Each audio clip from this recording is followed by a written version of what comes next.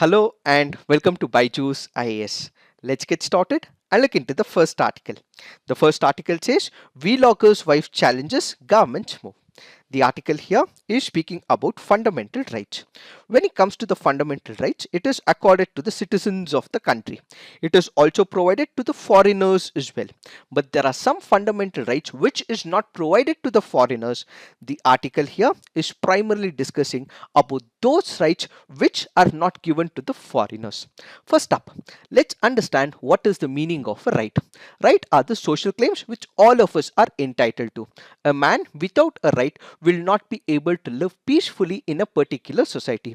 So rights are something which I deserve, rights are something which you deserve, rights are something which all of us deserve, and this is given by the constitution of that particular land and also by the sovereign, which is the government body. So basically a right is nothing but a legally protected interest provided by the constitution of that particular country and also by the government. So a right is nothing but an entitlement that all of us will have when it comes to that particular country. When it comes to the fundamental rights, there are certain rights which are given only to the citizens but not given to the foreigners. Which are these rights? Let's take the example of Article 15, Article 16, Article 19, Article 29 and Article 30. These are the fundamental rights which are given only to the citizens and not accorded to the foreigners when it comes to India. So Article 15, which speaks about prohibition of discrimination on the grounds of the religion, race, caste, sex or place of birth, is only given to the citizens of the country, but that is not accorded to the foreigners. Then we have Article 16, which speaks about equality of opportunities in the matters of public employment. Since it is about public employment, how can foreigners be given it? So this is why this particular right is not given to the foreigners. Then we have Article 19, which speaks about freedom of speech, freedom of assembly. This is once again given to the citizens and may be restricted by the government with respect to the foreigners. Then we have Article 29, which speaks about the interests of the minorities, and finally Article 30, which speaks about the rights of the minorities to establish and administer educational institutions. This article here is one such act which the petitioner feels is a violation of Article 21, and there has been a petition filed in the Delhi High Court. Let us try and understand what is this article all about. Carl Brock is a YouTube vlogger and he is from New Zealand. So he is not a citizen of India and he is the citizen of New Zealand. He is married to an Indian girl who comes from the region of Haryana. He is now banned from entering India. Why? Because the government of India feels his visa which was given to him was a tourist visa. So ideally he should have been only a tourist, and because he was given a tourist visa, he has engaged himself in some of the business activity, which means it is a violation of the government of India's rules and the Foreign Act, which is why the government has imposed restrictions and he would not be able to come to India, says this article. Added to this, it is also believed that Mr. Kal was also engaged in some of the protests against the government of India when it comes to the Citizenship Amendment Act. Let us try and understand two important articles under this particular article. The first important article that we have to discuss is about Article 19. The question is Article 19 given to the foreigners? The answer is a plain no. Why? Because when it comes to Article 19, it speaks about freedom of speech and expression. It speaks about freedom of assembly. It speaks about freedom of association as well. Who is it given to? It is given to the citizens of India. Why is it given to the citizens of India? Because we are entitled to right to vote. We are entitled to right to vote under a constitutional right which is given by the Constitution of India. So we go there, vote to a particular political party, we elect the government, so we have every right to criticize the government, which is part of the freedom of speech and expression. That is where this particular right of criticizing the government is not given to the foreigner. Why? Because a foreigner is not entitled to vote. A foreigner does not get this particular right. Since he is not getting this particular right, he has no right to criticize the government, is one set of argument. added to this, he cannot be part of an association, go against the government of India. Why? Because this right is not accorded to that particular person, and this is restricted as part of the Constitution of India. In fact, these people can come over to India, form associations as well, and can disturb peace and tranquility in India. So they do not have any power to form associations or in fact go against the government of the day. So the freedom of expression is not given to the foreigners. The freedom of association and assembly is not given to the foreigners, and at the same time they cannot go to places as well where restrictions are imposed by the government of India. Only after getting permission from the relevant authorities will they be able to enter that particular locality. So Article 19 is restricted to the foreigners. That is the first point. The second part is we have one of the major laws in India called as the Foreigners Act. This Foreigners Act can also make sure that there are rules and regulations that the foreigner will have to follow. And there are visa rules as well. What are the different types of visas? Let's say for example, we have the tourist visa, or we have the medical visa, or we have the study visa. All these people who are coming into India have a specific purpose. Here he is coming as a tourist, so he has to visit a particular place, take pictures and get back to his particular country. Then the purpose is for medical visa, where there is a problem with that person, so he comes there, looks at the hospital, gets diagnosed, and after this is met he has to go back to the country. And then there is student visa, and finally what we also have is the business visa. So when a person is given a specific visa, his activities will have to be restricted only to that particular role.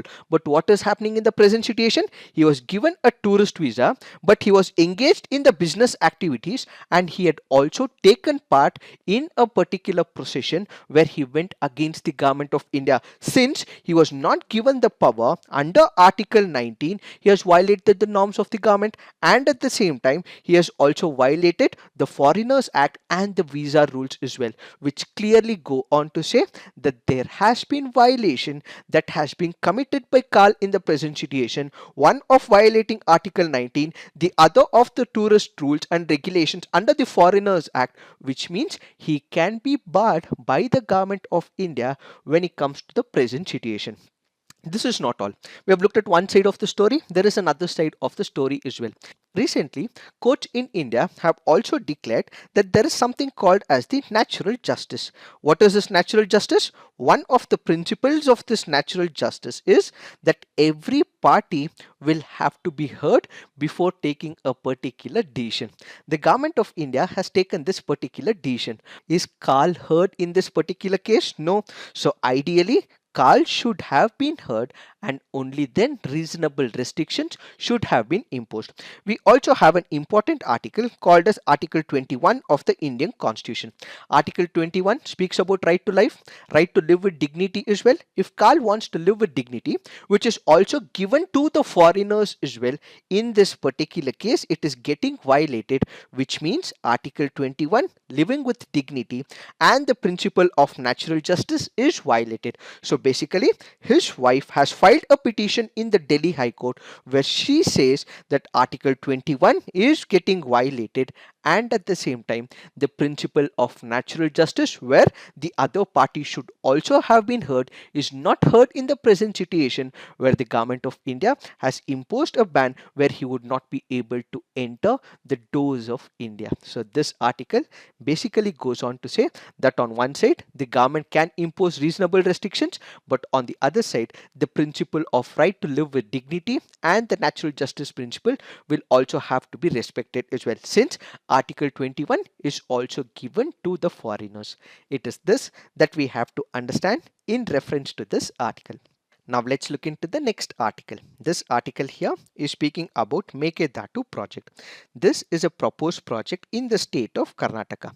It will be costing about 9,000 crores. This will be built at a deep gorge situated at the confluence of the Kaveri river and its tributary Arkavati, where in Ontigondalu in Karnataka's Ramnagara district. So kindly remember, the Mekedatu happens to be a proposed project in the state of Karnataka. Before we understand what this project is all about, let's understand some factual information about River Kaveri. River Kaveri originates or rises at Talakaveri in Kodagu district of Karnataka. It has its tributaries as well. Its left bank tributaries include Hemavati, Harangi, then we have Arkavati. Finally, what we also have is Shimsha, which happens to be the left bank tributaries of this particular river. The right bank tributaries of this particular river includes Kabini, it includes Bhavani, Noyal, Amravati and Moyer. What are the objectives of this particular project? There are twofold objectives. One is to provide drinking water to the region, especially to that of the Bengaluru, and the other is generation of hydropower. So the twofold objective of this particular project is to provide drinking water facilities, especially to Bengaluru, which is being seeing a lot of water deficiency in this particular region, and the power that will be generated from this particular project will also be distributed in this particular region. However, what we are currently witnessing is opposition from the government of Tamil Nadu. Why? That is because this is a proposed project by the state of Karnataka. This is a project on Kaveri River. This is a project which has been initiated by the government of Karnataka, but Tamil Nadu government opposes. That is because this particular conflict has been persisting between the state of Tamil Nadu and Karnataka for a very long time. So this article here is primarily speaking about the Kaveri dispute that has been haunting both the states of Tamil Nadu and Karnataka. Let us try and understand what are these contestations between the state governments of Karnataka and Tamil Nadu. But before that, let's have a brief idea about the Kaveri dispute. The Kaveri dispute started in the year 1892 and it continues to haunt both the governments as well. Both the governments have been trying to come to an agreement, but they're still not able to come to terms because this particular river is of importance to both the state of Karnataka as well as to the state of Tamil Nadu. When we go back to the pre-independence era, what we have is the Mysore kingdom as well as the Madras constituency controlled by the British. So during that particular period is when this particular dispute surfaced, and even after independence it is continuing to be a major bone of contention between the states of Karnataka as well as the state of Tamil Nadu. And now, after many years, finally, what we have is one of the dispute resolution program called as the Kaveri Water Disputes Tribunal. It is this Kaveri Water Disputes Tribunal which came up with some of the accommodations of all the states who are parties to this particular contention. So the Kaveri Water Dispute Tribunal basically made sure that there were certain allocations made to all the riparian states. Which are the riparian states? One, we have Tamil Nadu, then we have Puducherry, followed by Kerala and Karnataka as well. So it provided allocations to the Union Territory of Puducherry and to the other states as well, where according to the Kaveri Water Disputes Tribunal in its final order, which was given in the year 2007, where it awarded about 419 TMC to Tamil Nadu, 270 TMC to Karnataka, about 30 TMC to Kerala, about 7 in Puducherry. But states were not happy with this particular tribunal's decision and ultimately they go to the Supreme Court of India. The Supreme Court of India looks into all the parties' cases and ultimately reverses this particular decision where Tamil Nadu is accommodated about 404 TMC and Karnataka is accommodated 285. Kerala and Puducherry remains the same. So what happens? Some part of the water which was given to Tamil Nadu gets shifted to the Karnataka region. Why? That is because currently Bengaluru is facing a lot of issue, which is why the Supreme Court intends that some part of the allocation made to Tamil Nadu should have to be redistributed to the region of Bengaluru for providing the drinking water facilities. However, after this particular dispute, it had also confirmed that the waters of interstate river is a national asset and no state can claim exclusive ownership of such waters or assert right so as to deprive the other states. This was a statement made by the Supreme Court of India when it passed its judgment in the year 2018. So what is the contestation of Tamil Nadu government right now? when the tribunal passed its order, when the Supreme Court passed its judgment, there was no reference made to the Mekedatu project. So how can the Karnataka government right now initiate this particular proposal when the Supreme Court or the tribunal have made no reference to Mekedatu is the first contention of the Tamil Nadu government. Added to this, whenever there is a project that is initiated by the Karnataka government or there is a dam that it happens to build, what it may do is it may divert the water from the region of Karnataka, and as a result Tamil Nadu will get less amount of water, which means there will be less irrigation facilities, which means the drinking water to the state of Tamil Nadu would be less, and that is why Tamil Nadu is opposing, says the second contention. Further, Tamil Nadu government has gone on to say that if this particular project is constructed for the drinking water facilities of Bengaluru, there are other avenues that the government may explore, but construction or this project initiation may be detrimental to the people of Tamil Nadu, says the Tamil Nadu government's appeal. So as a result, the Karnataka government has written a letter to the Chief Minister of Tamil Nadu, where the Karnataka government has been requesting for talks so that they can reduce all the difficulties between both the states. As of now, it looks like the Tamil Nadu government will approach the central government. If things don't work out, they may also approach the Supreme Court as well.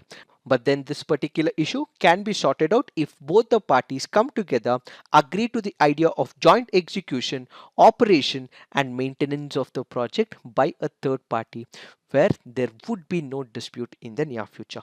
It is this that we have to understand in reference to this article. Now let's look into the next article.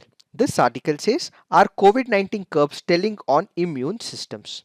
The article here is speaking about one of the concepts called as immunity debt. What is this immunity debt? Let me simplify this concept for you. All of us are currently living in a COVID-19 period. In order to minimize the impact of COVID-19, what are we doing? We are following some of the health protocols. One is that people have to start using masks, and at the same time they frequently have to use sanitizers as well, and at the same time they also will have to follow social distancing as well. Because of following all these rules and regulations with respect to the health parameter, we were able to regulate the COVID-19.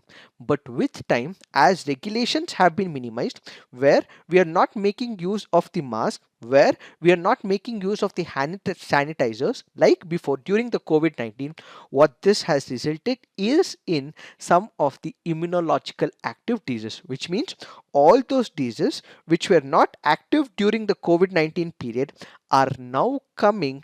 That is what is called as immunity debt. So basically, the immunity debt is caused by a lack of exposure to common illnesses due to the restrictions imposed by the coronavirus, and this particular phenomenon occurs where people who have not been exposed to normal level of viruses and bacteria experience a surge in infections as normal life resumes. Ideally, they would have been exposed to the viruses and the bacteria, but now because of the COVID-19 restrictions, they were not exposed to these viruses and the bacteria. But now, since everything is being removed, the exposure, sudden exposure to the existing bacteria is what is called as immunity debt. So those people who were not exposed during the coronavirus period suddenly get exposed to the viruses and the bacteria is what is called as immunity debt. It is this that we have to understand in reference to this article. Now let's look into the next article. This article here is speaking about what is called as the medical negligence. What is this medical negligence? Basically, it is the misconduct of a medical practitioner. The medical practitioner can be a nurse, physician, surgeon, in fact the pharmacist as well. What do? They do not care enough when it comes to administering the drug to the patient, or they would have violated some of the duties and ultimately it would have harmed that particular patient. So the right duty and the performance which is supposed to have been conducted by the medical practitioner has been missing in this particular case, which leads to minor injuries, major injuries, and in few cases it might also lead to death of the patient as well. So this article is very important from the ethical perspective and is important from GS paper 4 point of view, that is to do with ethics. We have what is called as the standard operating procedure. This can also be treated as a standard of care. Let's say there is one of the patients, he visits the medical practitioner. The minute he visits the medical practitioner will have to take due care with respect to that patient, and if that is not given, it leads to a negligent act where the medical practitioner has violated the duty towards his patient. Some of the examples of medical negligence include improper administration of medicines, what medicines have to be given at what time is being violated, performing the wrong or inappropriate type of surgery where that particular person should have been prudent enough to perform a surgery in a right manner, but what has been done, this has been improperly diagnosed and unfortunately wrong type of surgery is performed on the patient, not giving proper medical advice and leaving some of the foreign objects within the body of that patient. This means that there is a medical negligence that is done by the medical practitioner with respect to the patient. In this article, it is important for us to understand from the ethical perspective. Let me give you a case. You have to listen to this particular case and put it on the comment section what you would do as a DC. Let me give you the situation. There are four parties in this particular case. One is the hospital authorities, then we have the COVID-19 patients, then we have the children or the parents of this COVID-19 patient, and finally we also have the district authorities. Let's take the example as district collector. What exactly happens? There are COVID-19 patients who are present in a particular hospital. They are admitted to a particular hospital. Ideally, the hospital authorities will have to take care of these patients. But then these patients were not taken care by the hospital authorities, by the medical practitioners, where the children of the patients and the parents of the patients say that there has been a medical negligence, and they report this particular case to the district authorities headed by the district collector. So what does the district collector do? He immediately goes to this particular hospital and asks the hospital, is there a violation that is committed from their end? So what do the hospital authorities say? The hospital authorities say, yes, there was some point where the oxygen cylinders were required, but that was not provided. What we required is medicines, but that was not provided. The same was also told to the district collector as well, who was present when this particular incident has occurred. Now what we have is a new DC who is appointed to this particular place, but the hospital authorities say there was a district collector who was present before. All these problems were told to the district collector, but he did not acknowledge to this particular case, and as a result, what the authorities say, it is not the negligence of the hospital authorities, but it is the negligence of the district administration. So there is a problem at your hand. One is a mistake committed by the hospital authorities. As a result, patient are the sufferers, and there is a mistake that is committed by the earlier district authorities. So you are now the district collector who is newly appointed to this particular region. So what are the options at your disposal? What would you do in this particular case? Do you blame the hospital authorities, or you will blame the previous authorities in the administration? How will you take care of the patients, and if similar incidents happen, how can you prevent it? So put it on the comment section so that we all can discuss and understand what this issue is all about. Now let's look into the next article. This article here is speaking about UAPA.